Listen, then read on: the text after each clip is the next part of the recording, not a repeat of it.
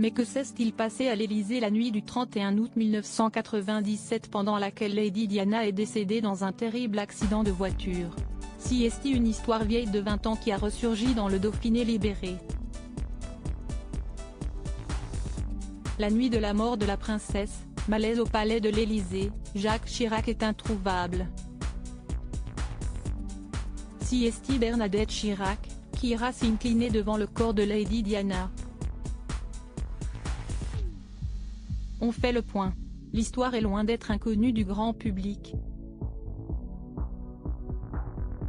La première explication a été donnée par l'ancien chauffeur de Jacques Chirac, Jean-Claude Lomont, qui a avoué dans son livre 25 ans avec lui, paru en 2001, que ce soir-là, le président de la République n'avait pas été joignable puisqu'il était en compagnie de Claudia Cardinal, à son domicile.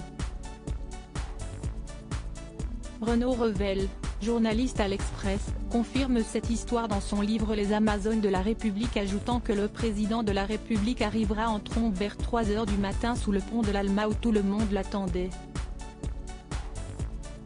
Néanmoins, cette rumeur n'a cessé d'être démentie par la principale intéressée, à qui Jacques Chirac a même envoyé une lettre d'excuse.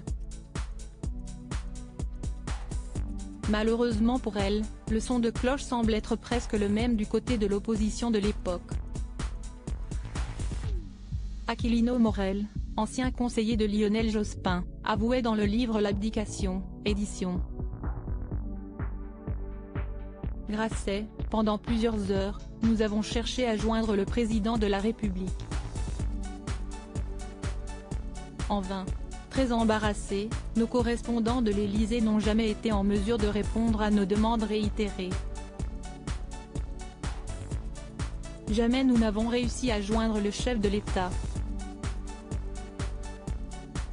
Le conseiller de Lionel Jospin, qui venait d'être désigné Premier ministre, ajoutait alors: « Jamais nous n'avons évoqué publiquement cette absence. » Jamais Lionel Jospin ne cesse de servir d'un tel argument.